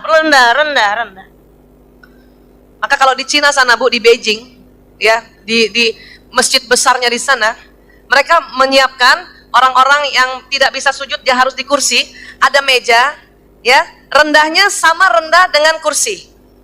Makanya kalau nanti bikin kayak gitu Bu, kalau memang sudah nggak bisa sujud seperti alamiahnya. Jadi mejanya serendah meja kursi, kasih bantal tipis di atasnya. Jadi sewaktu Allahu Akbar, nah kena kepala kita dengan bantal, berarti itu sama dengan posisi sujud. Ya, kalau di rumah, kalau kita sedang musafir, sholat di pesawat, mungkin nggak bisa seperti itu bawa meja. Maka ibu sebisa mungkin rasakan dia tunduk, setunduk-tunduk. Tahan sedikit. Agar apa? Oksigen masuk ke situ. Lewat mana? Dibawa oleh aliran darah. Ya. Sekarang saya perkenalkan satu lagi yang di atasnya, namanya paretalis. Apa itu? Di situ ada watak dan di situ ada baterai mawaddah warahmah. Ya. Gimana cara pakainya Bu Aisyah? Saya kasih ilustrasi, ya. Saya kasih ilustrasi. Oke. Apa ilustrasinya? Dengar ya. Suami saya, kalau saya bilang sama dia, Mas, HP aku rusak. Dia dengan sigap, mana? Sini saya betulin. Itu suami. Mas, kacamata aku patah. Sini saya betulin pakai lem Korea. Korea lagi. Ayah, obat hipertensiku habis. Dia tahu istrinya hipertensi ya, karena dari bapak ibu hipertensi. Nanti ya, saya habis pulang kantor saya ambilin ya. Atau kadang dia WA saya, obatmu apa aja yang masih ada dan mana yang sudah habis. Ya, aku nggak ada yang antar. Nanti saya kirim mobil sama supirnya. Begitu terus. Tapi saya selalu berpikir gini, sebetulnya suami saya cinta nggak ya sama aku? Dan saya bilang gini, kalau cuma ngambil obat mah suruh orang lain. HP rusak mah bisa dibetulin orang lain. Sekarang mah nggak usah dikirim mobil, pakai Grab aja kan gitu ya. Kenapa saya begitu? Ternyata baterai mawaddah warahmah suami istri ya, itu susunannya beda. Maksudnya apa Bu Aisyah? Baterai di otak itu ada 5 jenis Bu. Berapa Bu? 5. Makanya kalau ibu pegang gini tuh bener 5 tuh baterainya tuh, Masya Allah ya. Nggak ada yang kebetulan ya. Nah, tapi susunan baterai 1, 2, 3, 4, 5 suami istri itu susunan baterainya beda-beda. Apa maksudnya Bu Aisyah? Baterai kasih sayang atau baterai mawaddah warahmah di otak kita itu sifatnya harus di-charge setiap hari baterai itu. Caranya bagaimana nge-charge-nya? Ada caranya. Cara menge-charge itulah yang namanya bahasa kasih. Jadi bahasa kasih adalah ya cara menyampaikan cinta ya seorang pasangan hidup ke pasangan hidup lainnya. Kadang nggak dimengerti. Kenapa? Karena baterai kasih sayangnya, baterai mawaddah warahmahnya urutannya beda. Suami saya urutan baterainya ternyata ini terkenal dengan istilah bahasa kasih pelayanan. Dia layani saya. Itu berarti dia cinta. Saya tahu juga sih, makanya kita sering gini kasih komentar sama suami. Suami saya tuh baik sih sebetulnya sih. Kan gitu ya. Sebetulnya dia baik sih. Cuman gimana gitu. Kenapa? Karena ternyata baterai saya yang pertama itu bukan baterai pelayanan. Baterai saya yang pertama itu adalah ya ada istilahnya bahasa kasih sentuhan fisik. Saya merasa dicintai kalau suami saya misalnya lagi jalan-jalan, dia gandeng saya, paling enggak peluk begini nih. Ya Allah, dia cinta banget. Dan baterai saya sentuhan fisik di-charge. Tapi apa yang terjadi? Ini sangat jarang terjadi. Suami saya kalau jalan sama-sama, dia 2 meter di depan saya. Siapa yang suaminya begitu? Ya sudah, sama kita. Dia 2 meter gitu. Pernah dulu saya jengkel Bu, ngambek malu moments. Dia jalan 2 meter, saya berhenti nggak mau jalan. Dia baru sadar setelah 10 meter. Wih, istri saya nggak ada. Ada yang begitu Bu? Itu yang bikin baterai saya nggak ke-charge, makanya sering hampa. Banyak istri begitu. Tapi setelah saya tahu tentang ilmu teori baterai kasih, saya sampaikan sama suami, Mas, maaf ya, selama ini aku selalu tanya, kamu sebenarnya cinta nggak sama aku? Ternyata baterai kisah, baterai mawaddah warahmahnya beda urutannya. Aku itu baterainya sentuhan fisik, please. Jadi kalau lagi setiap hari peluk aku. Ingat ya, menyampaikan baterai apa kita, ya, urutan baterai kita harus cara manja seperti ilmu tadi. Ya. Apa yang terjadi? Karena suami bahasa kasihnya sentuhan fisik bukan nomor 1, dia mungkin nomor 5. Dia berusaha juga peluk saya. Tapi bagaimana? Begini gayanya nih. Saya tahu muka dia nggak ke saya, tapi nggak apa-apa, saya dipeluk saja, baterai nyala. Ya, ini. Ada lagi ilustrasi. Teman saya, anak Al-Azhar, SMA Al-Azhar, mungkin ada di sini teman-teman SMA ya. Ya, laki-laki nih ya. Waktu reuni, karena teman saya tahu saya konsultan pernikahan, dia sempetin curhat sama saya. Aisyah, sini. Kenapa? Gue heran. Ya, istri gue puji-puji, dia nggak suka. Setiap aku puji, katanya dia bilangnya, saya setiap istri saya puji. Apa dia bilang? Ngapain puji-puji? Itu, buang sampah di dapur. Istrinya ngomong gitu. Saya heran Aisyah, bukannya perempuan senang dipuji? Saya langsung paham. Oh, ini berarti baterai mawaddah warahmamu, baterai kasihmu beda dengan istri. Suami yang senang memuji, berarti baterai kasih yang pertamanya adalah pujian. Paling tidak, waktu kita dipuji, kita harus bahagia. Ya, Bunda cantik banget. Ya Allah, Masya Allah, Tabarakallah, terima kasih Abi. Bunda senang banget. Minimal gitu. Ya. Selain minimalnya apa Bu Aisyah? Harus balas juga. Abi juga ganteng, makin tua makin ganteng. Itu yang diinginkan. Ya. Tapi si istrinya teman saya itu, dia bukan bahasa kasihnya pujian. Makanya waktu dipuji dia merasa lebay. Dia senang dipuji, tapi cukup sebulan sekali. Kenapa? Baterai pujiannya mungkin urutan yang nomor 5. Makanya dipuji setiap hari dia merasa lebay. Dia lebih senang, dia merasa suaminya mencintai dia. Kalau apa? Bantuin dia di rumah. Buang sampah, jagain anak. Paham ini? Iya. Bu Aisyah, gimana ya caranya tahu baterai kasih? Baterai kasih ya akan di-charge dengan 5. Apa itu? Sentuhan fisik, pelayanan, ya, waktu, kata-kata pujian atau yang mendukung, dan hadiah. 5-5-nya kita punya Bu, 5-5-nya kita suka Bu. Cuman urutan baterai itu benar-benar kayak baterai begini, 5 gini Bu. Menurut ilmu fisika, kalau baterai pertama diisi, maka baterai berikutnya diisi juga. Ya, caranya gimana Bu Aisyah? Ini. Siapa punya anak di bawah 3 tahun? Masih punya anak di bawah 3 tahun atau cucu di bawah 3 tahun? Ada? Iya. Manusia atau siapapun anak baru lahir sampai usia 3 tahun, Ibu, 5 baterai di otaknya harus di-charge setiap hari dengan 5 bahasa kasih. Nggak boleh kurang. Apa itu? Dia harus dipeluk karena ada sentuhan fisik, dia harus dicium, dikasih waktu, ya, dikasih pujian, dikasih pelayanan, mandikan sendiri, suapi sendiri, gantikan popok sendiri, dan satu lagi dikasih hadiah. Itu dari 0 hari ya Bu, setiap hari harus 5-5-nya. Bu Aisyah, masa setiap hari kasih hadiah? Iya, memang tidak harus beli baru. Misalnya anak kita dapat lungsuran dari sepupu, tetap kita bilang, sayang, ada baju lungsuran, ini hadiah. Ah gitu. Atau misalnya anak sudah mulai makan, ibu bikinkan jus buah, ibu harus bilang, sayang, ya, Umi buatkan jus buah hadiah buat kamu, itu harus. Ada ibu-ibu, anaknya masih 1 tahun, ya, ibu ini kerja, jadi anaknya yang jaga khadimatnya kan. Waktu pulang, ibu ini, ya, sudah memuji anak, tapi sayangnya waktu dia memuji anaknya digendong sama mbaknya. Gitu kan? Nah, tintun, anaknya siapa ini? Anaknya Ibu Soleh, anaknya Bunda Soleh, tapi yang gendong khadimatnya. Berarti ada yang kurang apa? Sentuhan fisik dan waktu. Itu kalau ada anak kita biasanya nggak rewel, kemudian dia rewel sampai guling-gulingan, berarti baterainya nggak ke-charge 5-5-nya, mungkin sudah seminggu.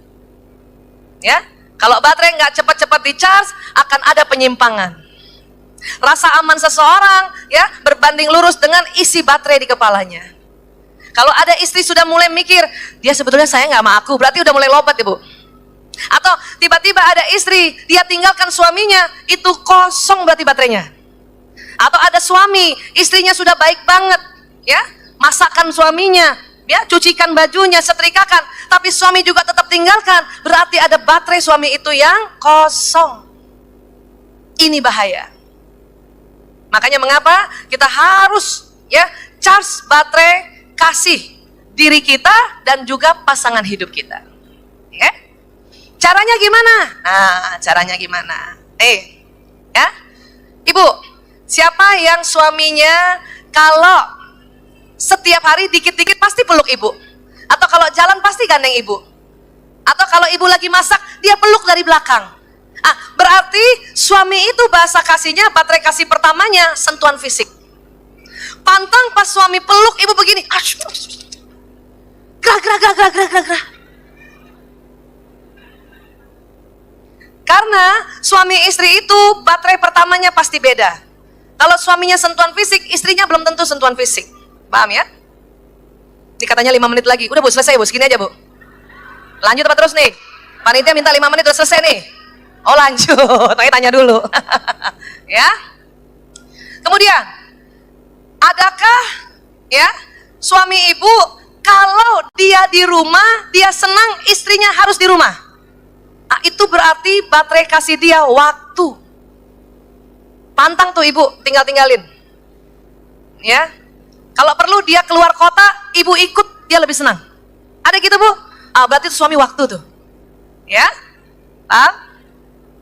Bu Aisyah, suami saya muji terus. Padahal saya gerah banget kalau dipuji. Berarti bahasa kasih dia, pujian. Bu Aisyah, suami saya seneng banget kalau piring gelasnya itu saya yang ambilin. Berarti apa? Pelayanan. Atau seperti suami saya tadi, setiap apa-apa dia langsung sigap. HP rusak, dia langsung sigap. Mana saya betulin? Kacamata patah, mana saya betulin? Itu berarti pelayanan.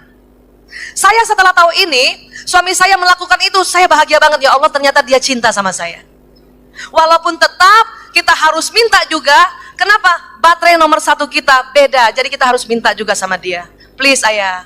Minimal suami itu waktu mau pergi ke kantor atau pergi kerja, dia ciumnya itu, ya, cium kening itu sambil bunyi, gitu.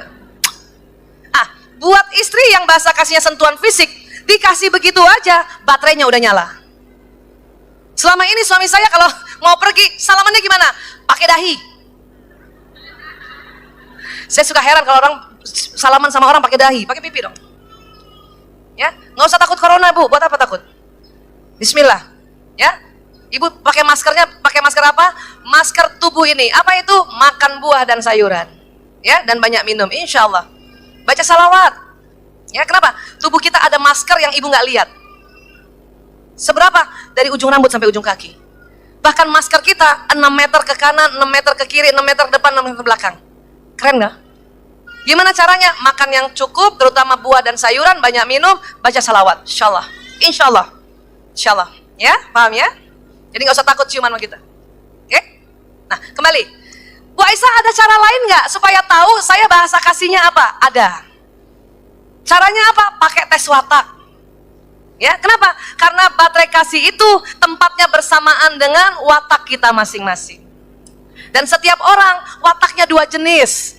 Satu dari turunan ayah, satu turunan ibu. Siap mau tes watak, Bu? Siap ya? Ya, baik. Saya bawa tes yang tidak lama, cuman sebentar. 3 menit saja beres. Oke? Apa tesnya? Gini.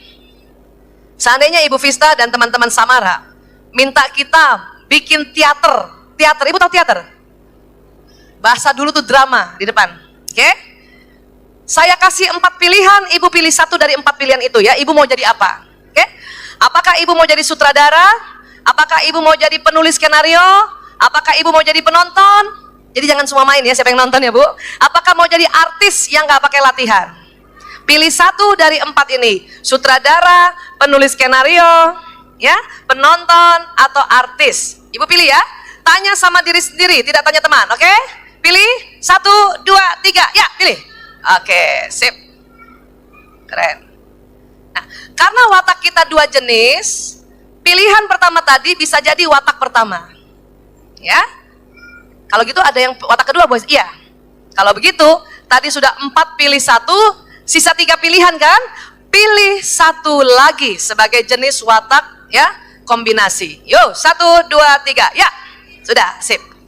Setiap orang sudah pilih 2? Oke. Ada yang pilih penonton? Penonton. Pilihan pertama penonton siapa? Oke. Coba lihat mukanya. Pilihan kedua penonton apa? Kedua, yang kedua. Kedua ya. Orang yang memilih penonton pilihan pertama atau kedua, ya, kemungkinan besar, saya katakan kemungkinan besar. Kenapa? Ini tes wataknya cepat banget. Akuratnya memang 80%. Ibu kalau nggak, ya, kalau masih penasaran, periksa watak ke teman-teman psikolog. Psikolog ya. Cari teman-teman psikolog. Ya. Orang yang pilih penonton, kemungkinan besar hasrat di otaknya adalah damai. Betul, Bu? Mana yang pilih penonton? Ibu orang damai? Nggak ngeyel. Dikit-dikit terserah. Kalau diajak makan, mau makanan apa Bu? Terserah, gitu. Mana tadi orang damai, betul? Ya. Gampang orang damai itu tuh. Tadi kalau ditanya mau makan apa Bu, terserah. Orang damai ini cepat bersyukur. Ditraktir aja dia udah syukur. Apalagi disuruh pilih menu. Orang damai ini ciri khasnya pengamat. Betul Bu?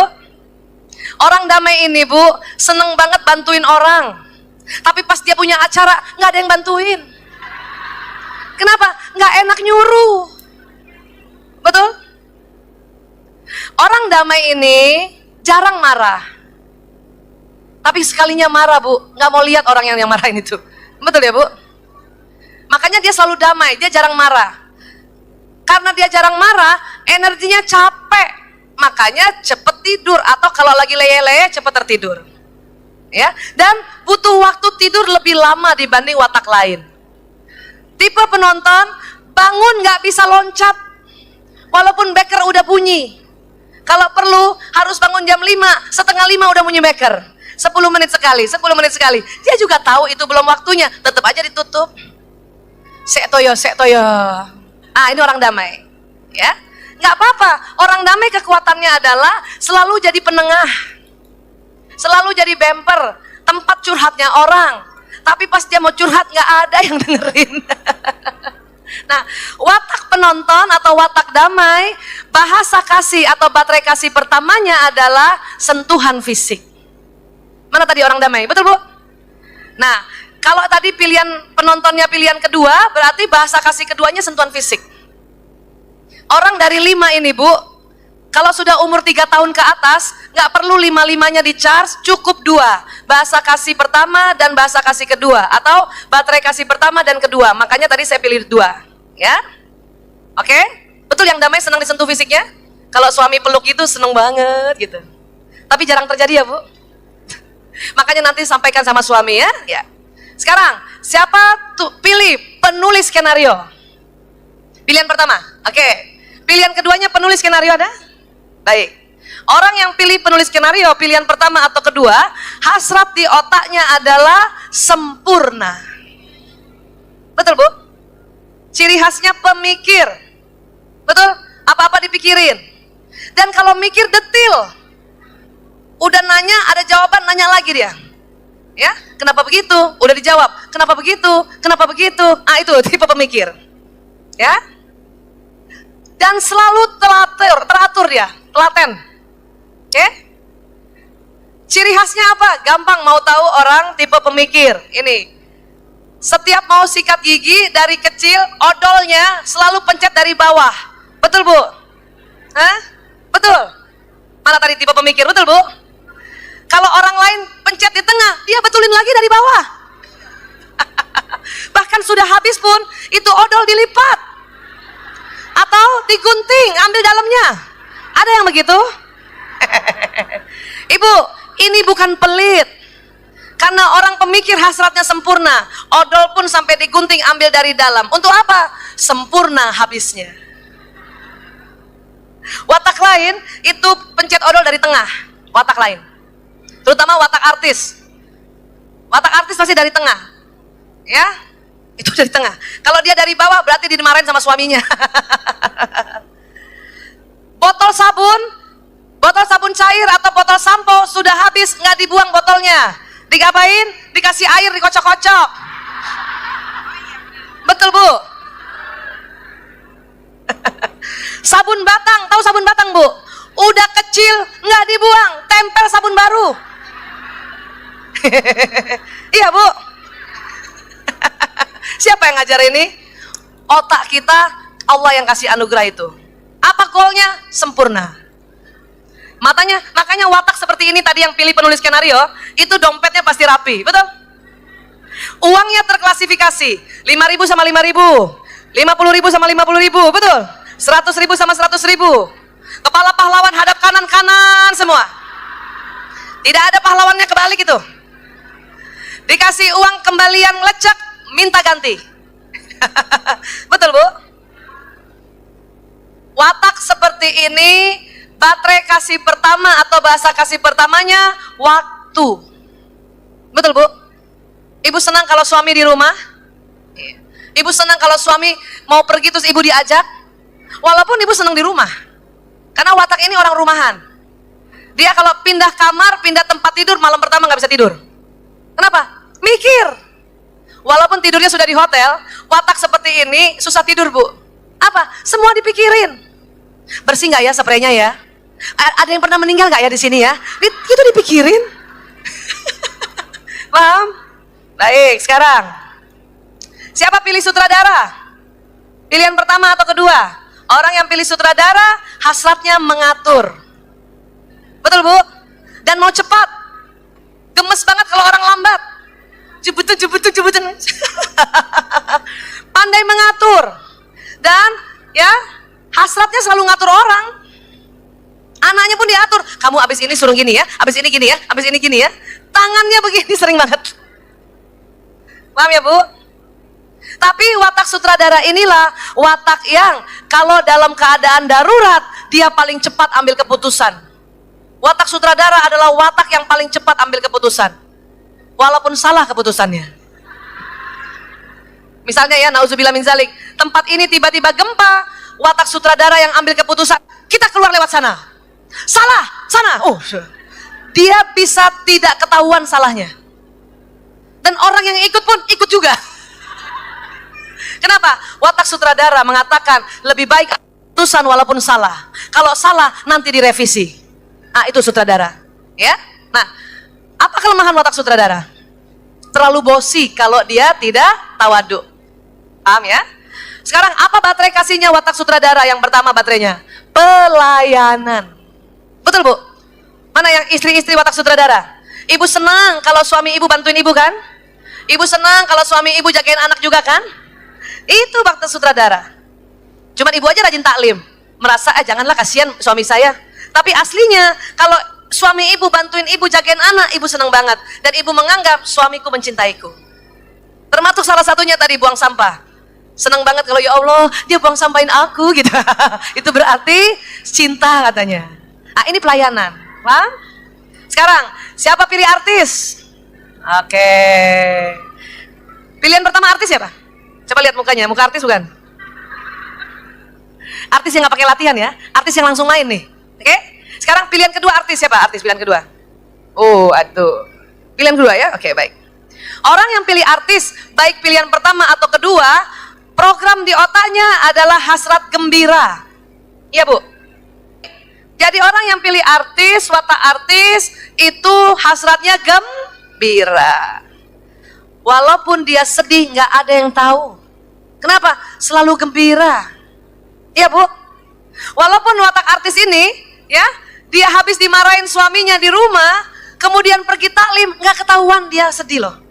Betul, Bu? Mana yang watak artis tadi? Dimarahin suaminya di rumah, sampai di tempat majelis taklim sudah bisa, hai, apa kabar? Baik. Padahal sedih banget. Iya, Bu? Watak artis adalah watak yang selalu gembira. Sedih pun dia bisa cerita dengan gembira. Aku kan kalau watak yang penulis skenario, kalau hilang dompetnya sedih ya. Aku kehilangan dompet, sedih mukanya. Aku kehilangan dompet. Itu loh tadi yang watak penulis skenario. Datang watak artis, aku juga hilang dompetnya. Tapi mukanya ketawa gini. Rumah aku banjir, kata watak penulis skenario. Rumah aku banjir. Yang watak artis, aku juga banjir. Mukanya bisa senyum gini. Yang penulis skenario ditanya, kamu berapa ininya banjirnya berapa ininya batasnya? Semata kaki. Tapi udah sedih banget. Kenapa? Karena penulis skenario orang yang mau rapi dan sempurna. Banjir semata kaki aja dia udah jadi masalah. Kenapa? Dia mikir gimana bersihinnya. Tapi watak artis, ya, aku juga banjir. Seberapa, Bu? Segini. Itu nggak sedih. Kenapa? Ngapain sedih? Orang yang banjir sekelurahan? Itu kata orang watak artis. Paham ya, Bu? Watak artis, bahasa kasih pertamanya adalah pujian. Paham, Bu? Sekarang masing-masing ibu tadi kan ada dua pilihan. Ah, sudah. Bu Aisyah, hadiah yang mana hadiah? Hadiah, dia tidak spesifik wataknya tertentu. Ya, dia ada di mana saja. Ada yang watak artis, dia bukan pujian malah hadiah. Ada yang watak sutradara, dia bukan pelayanan malah dia hadiah. Ada yang watak penulis skenario, dia bukan waktu malah dia hadiah. Ya, yang watak penonton bukannya sentuhan fisik malah hadiah. Ada. Cirinya apa, Bu Aisyah? seneng banget ngasih hadiah orang. Dan kalau dia dikasih hadiah oleh orang, dia simpen baik-baik hadiahnya itu. Itu ciri khas orang yang bahasa kasihnya hadiah. Memang nggak banyak, jarang. Paham ya Bu? Sudah? Ibu sudah dapat semuanya dua jenis? Udah ya? Tapi saya nggak boleh salah ya, nggak boleh salah nih, nggak boleh keliru. Oke? Memang ada banyak tes watak pakai alat. Cuman ini cara cepat dan akuratnya cukup tinggi. Sekarang saya tanya, siapa yang pilihan pertamanya penonton dan pilihan keduanya penulis skenario? Angkat tangan. Itu berarti sudah tepat. Artinya ibu bahasa kasihnya sentuhan fisik dan waktu. Ibu senang dipeluk kalau lagi jalan dan suami kasih waktu. Oke? Ya. Sekarang, siapa pilihan pertama penonton, pilihan keduanya artis? Oke, itu juga lazim. Sudah benar. Berarti ibu bahasa kasihnya sentuhan fisik dan pujian. Harus bilang sama suami ya, supaya baterainya penuh. Ya. Sekarang, siapa pilihan pertamanya penonton, pilihan keduanya sutradara? Itu tidak lazim. Berarti ibu ada pengaruh dari lingkungan. Ya. Yang lazim itu penonton, satu otak ya, di satu otak. Penonton dan penulis skenario, dan penonton dan artis. Ibu pilihnya yang mana coba? Yang penonton dan sutradara bisa jadi penonton dan artis itu. Atau aslinya ibu sutradara, karena rajin taklim, ibu jadi damai. Ya, berarti tetap sutradara dong ibu. Baik, sekarang siapa pilihan pertamanya penulis skenario, pilihan keduanya penonton? Jadi dibalik. Ada? Itu juga lazim. Berarti ibu bahasa kasihnya waktu dan sentuhan fisik. Ibu harus bilang sama suami. Siapa pilihan pertamanya penulis skenario dan pilihan keduanya sutradara? Itu juga lazim. Berarti ibu waktu dan pelayanan. Betul Bu? Sekarang, siapa pertamanya penulis skenario, pilihan keduanya artis? Itu tidak lazim. Makanya jarang angkat tangan kan? Ya, nggak ada itu. Dalam otak yang watak penulis skenario dengan artis nggak ada. Artis dengan penulis skenario nggak ada. Ya. Sekarang, siapa pilihan pertamanya sutradara dan pilihan keduanya penulis skenario? Ada? Itu lazim. Berarti ibu pelayanan dan waktu. Ya. Pilihan pertama sutradara, pilihan kedua artis. Ada? Itu juga lazim. Berarti pelayanan dan pujian. Oke? Sutradara dan penonton itu tidak lazim. Jadi dia tidak ada yang bersilang. Sekarang, pilihan pertama artis, pilihan keduanya sutradara. Ada? Itu lazim. Berarti ibu pujian dan pelayanan. Ya. Pilihan pertamanya artis, pilihan keduanya penonton. Ada?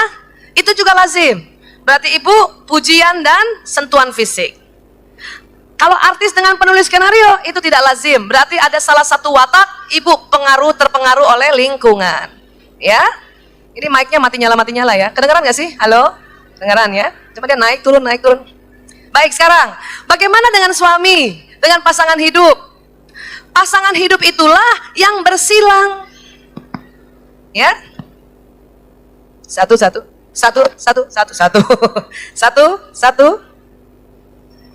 Pasangan hidup yang bersilang. Ibu, siapa ibu yang pilihan pertamanya, istri yang pilihan pertamanya penonton? Angkat tangan. Betulkah suaminya sutradara wataknya? Yang ngatur ibu? Yang tegas? Yang nyuruh-nyuruh?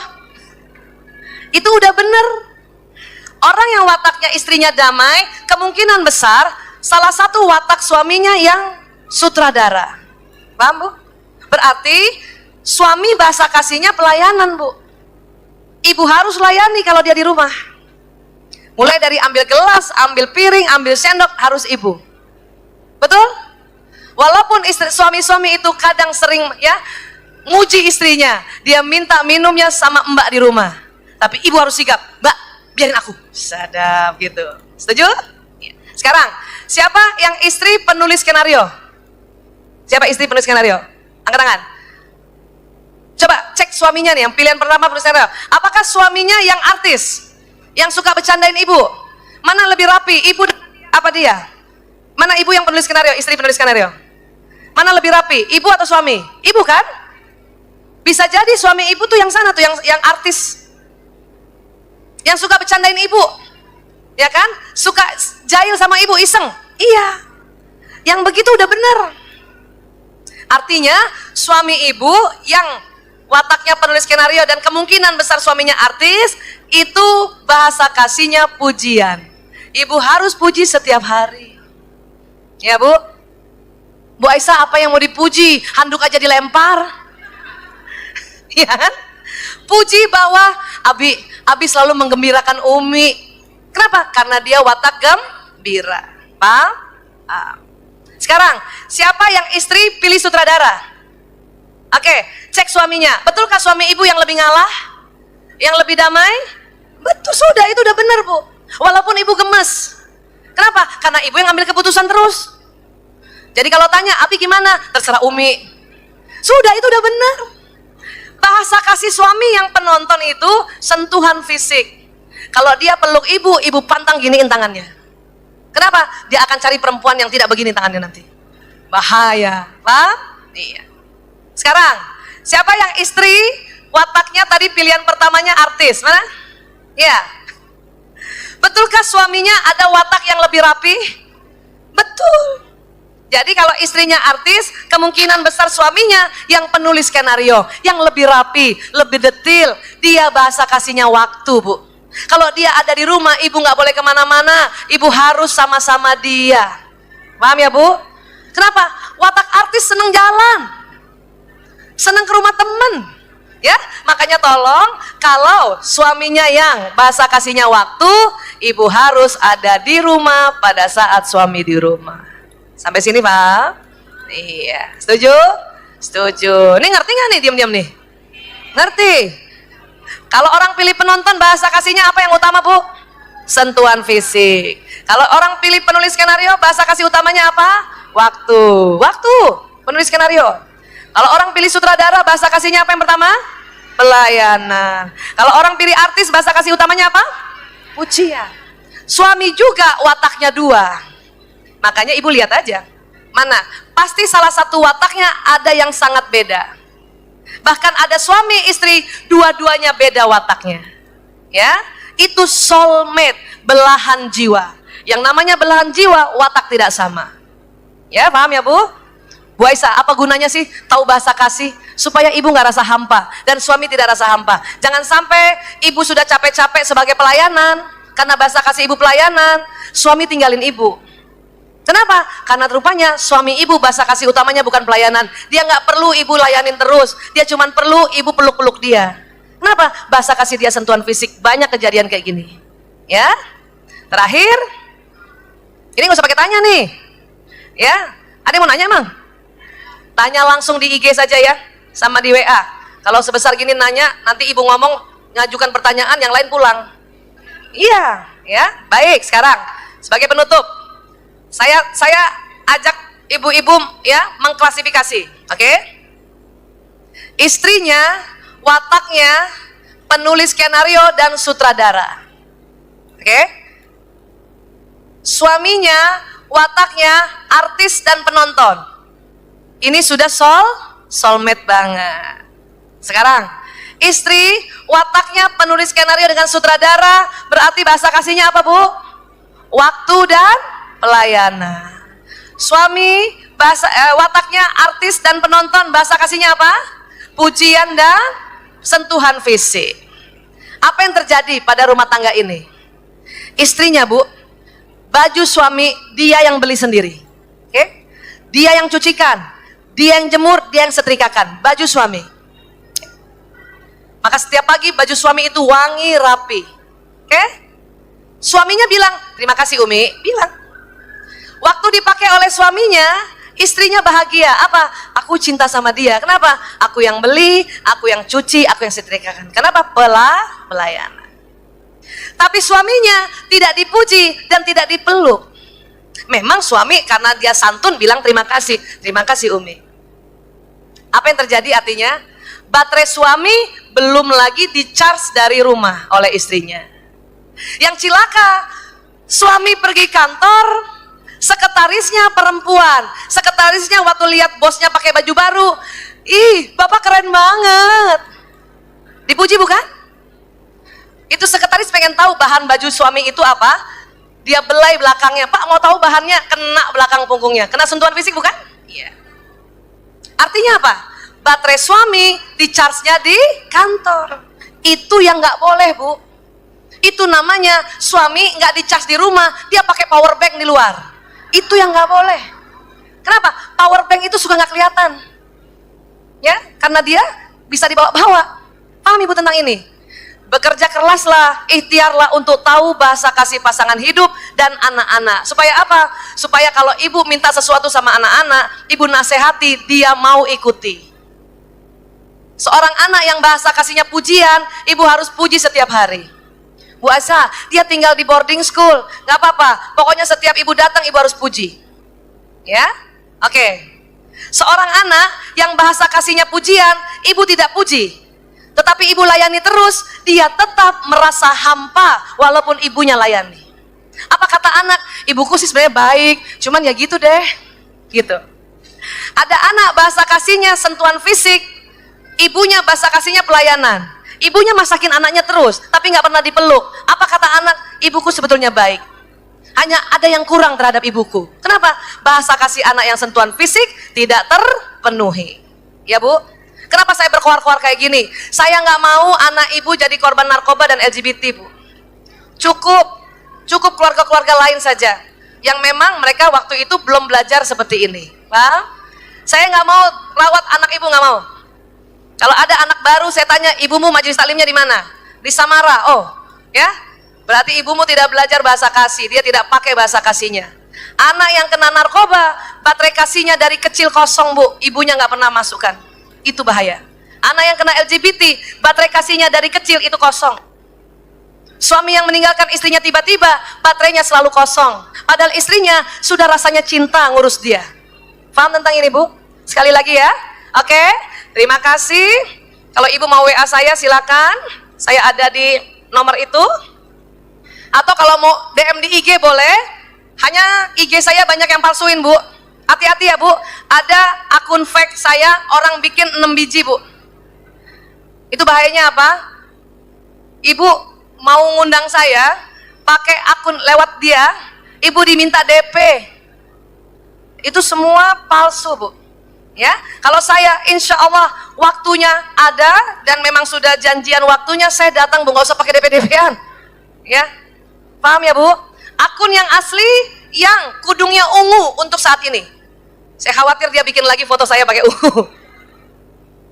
Ya, akun fake saya itu ya pakai nama saya tapi dia mengatasnamakan saya dan semuanya itu palsu sudah. Ya. Bahkan dia banyak jualan. Dia jualan mulai jualan beras, masker payudara. Bahkan kalau ibu kontak dia, kontak yang di akun palsu ini untuk undang Bu Aisyah itu tadi diminta DP-nya puluhan juta atau jutaan. Habis ibu transfer, habis itu hilang. Ya, saya sudah laporkan ke polisi. Kenapa? Karena sudah merugikan masyarakat atas nama ya Dr. Aisyah Dahlan. Jadi ibu jangan sampai kena seperti itu ya, Bu ya. Yang ungu aja nih insyaallah. Ya. Baik, terima kasih Ibu. Sekali lagi terima kasih, maaf lahir batin. Ya. Mudah-mudahan ilmunya bisa kepake ya, Bu. Please tidak boleh lagi baper sama suami. Apa 10 menit pertama kalau suami datang? Wajahnya rata, ibu terus senyum. Setuju? Setuju. Terima kasih. Wabillahi taufik wal hidayah. Assalamualaikum warahmatullahi wabarakatuh. Alhamdulillah. Terima kasih sayang.